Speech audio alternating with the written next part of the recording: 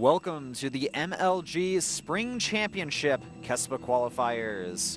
We are going to be in the semifinals, and currently it's 1-1 between Stats and Rain. By the way, my name is Whiplash, and I'll be casting this replay along with Supernova Maniac. And on that note, let's hop into the match here, spawning in the top left-hand position as the blue Protoss from KT Rolster. His name is Stats. His opponent spawns in the bottom right position, spawning as the yellow Protoss from SKT1. His name is Rain. So we did cast the game before this, so if you guys have not watched that VOD, you can go ahead and check that out and see how the game kind of developed to this position. We are in a 1-1 tie scenario. The winner of this will advance to the MLG Spring Championship Qualifier Finals. For a second, I thought you were going to say MLG Spring Championship. I'm like, dude, hold on a second. We still have to play the finals. I know. Yeah, we have to baby steps for these guys, but they have to win a tournament to qualify to win another tournament, basically. Well, this is Group A of the three groups that they had in Korea, and 3 players will get sent to Anaheim for the MLG Spring Championship. Yes, and that will be happening June 28th through the 30th as well. So keep an eye out for that. Definitely go check out the Kespa players there and watch them wreak havoc in the group stages there. All right, well, we got a PvP going on here. The last time these guys played against each other in the second match, it was a kind of a base trade scenario, but ended up with Stats narrowly grabbing the victory. And we do have Stats moving across the map here with his probe. He's going to go ahead and try to scout his opponent out. Rain not opting to scout just yet, though.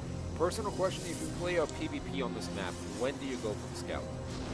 Well, it depends how greedy I want to play. If I want to play really greedy, I will actually not scout.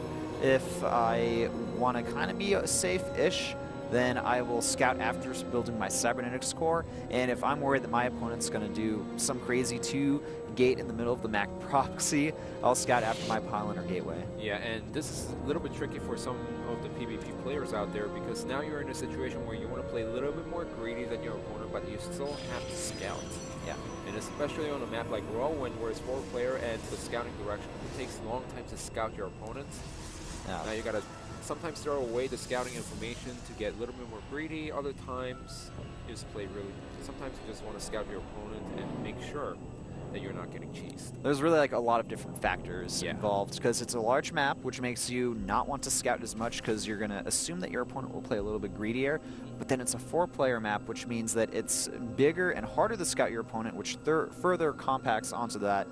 And then you also have like the devil's advocate. Well, because of those reasons, I could proxy and have a higher chance of being successful with the proxy. Let's be honest, how successful do you think the proxy is going to be on this map?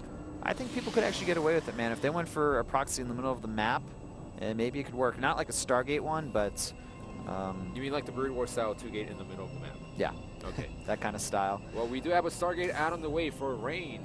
He loves to go for the Stargate, man. He is very, very into that style. Adding on 2 additional gateways as well here, so he wants to be aggressive earlier on in the game. Stats, however, he's just going for the 2-gate opening, getting 2 sentries behind this, so he's going to most likely grab an expansion very soon. Looking at his mineral count, he's already almost up to 400, so very likely that we will see an expansion. Bam! It's being warped in right now. So the key question is, can Stats defend against the aggression from Rain?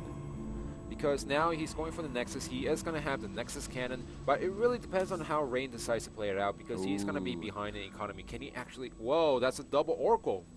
All right, well, with the double Oracle, he's going to try to apply a lot of pressure to the natural and main at the same time. He has 3 gateways in production, so with a forward pylon like we have right here near the 3rd base of Stats, Rain can apply some pressure to the natural, and then he can also send 2 Oracles into the main base and deal a ridiculous amount of damage to the probes if Rain isn't completely prepared for that. Excuse me, Stats. Yeah, but if Stats is completely prepared for that, then Rain's going to fall behind in economy right now, because he already invested 300 minerals and 300 gas into getting those 2 units out.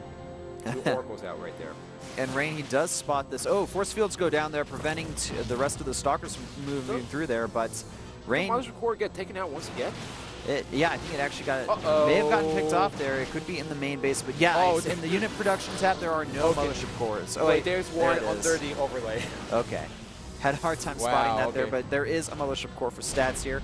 The natural Nexus completes, and the Nexus Cannon will scare away the ground forces of Rain, at least for the time being. The second Oracle is going to be added to the first one as well. And this is actually working against Stats, Rain actually, because he was trying to pressure at the natural, and he wanted Stats to fight over there. But Stats, he force fielded himself inside the main base, and luckily he saw the Oracles moving inside the main base. So now he knows what Rain is going for. Yeah, so Stats, he's got a third gateway up as well, so that's going to allow his production to at least match his opponent on the ground. And Stats, Rain, he's gearing up for one big attack here. Already a Twilight Council finish for Stats. Rain moving in here now against the Nexus Cannon and the ground forces, and the Oracle's moving into the natural as well to try to do some additional damage, picking off the sentries though, but the Stalker count still pretty high for both ends here in Stats. I think he has just enough Stalkers to defend against this attack with some additional reinforcements from the Warp Gates. And the problem is, if Stats defends, there's no backup plan for Rain right now, as he's just warping tons of Stalkers right now, but it's not going to work out as Stats has more Stalkers. Yep, the additional Stalker count making a big difference here. Rain and Stats are really close in supply, so the additional Stalkers here still a little bit of a problem for Stats here, but with the superior micro, it looks like Stats will be able to defend and force Rain away. Yeah, and with both players having the same number of gateways in the Stargate, nothing being produced out of Stargate, Stats is completely ahead. He has 2 base economy right now. He can make more probes behind this. Rain trying to make something happen with his own Stalkers. Can he actually win this engagement?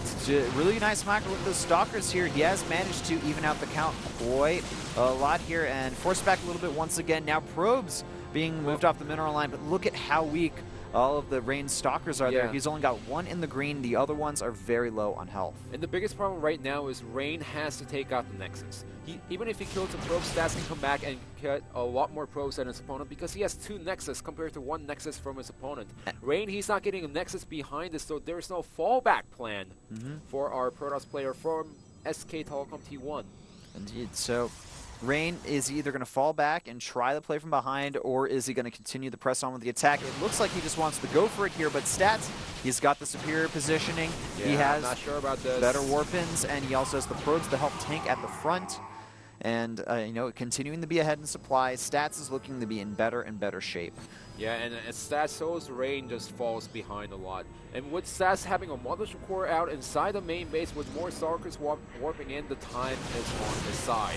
Yep, and he could also potentially use the time warp. There's not actually any energy on this Mothership Core here. Rain moving forward, he's using some really good micro here. He's picking off a lot of Stalkers, but the Zealots are doing a great amount of damage. Don't forget, most of these Stalkers very low on health as well, and even though Rain has a superior Stalker count here, he can't finish the job. And the problem is, even trade is not going to work out for Rain. He needs to take out every single probe, or at least take out the natural Nexus. Look at this, Rain doesn't have 2 base economy. This is an all-in situation from Rain, and he's not making it work as Stats is defending so well.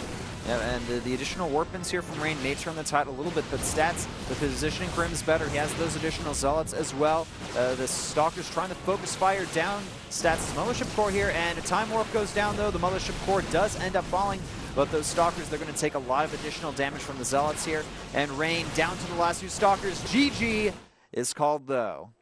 So Stats takes out Rain 2-1 in game number 1 of the semifinals for Group A. And in also Group A, Ty takes out Effort 2-0 in the second game. So looks like we're going to have a finals between Stats and Ty. That's going to be a PvT, and we will broadcast those games as well.